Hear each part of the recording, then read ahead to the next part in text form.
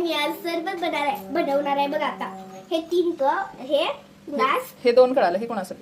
हे पप्पासाठी.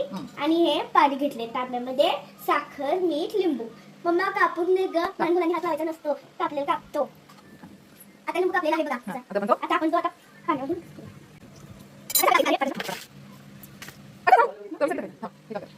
आता आपण शेष करूया. झाला तर डाळी चला आता पप्पाला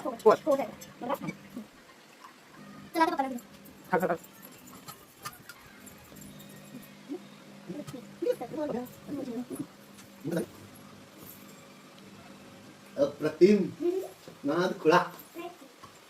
मी ट्राय करून बघते माझ्या हातचं सरबत. असं झालंय, जे कोणी येणार त्यांना सरबत मिळणार. या सरबत प्यायला.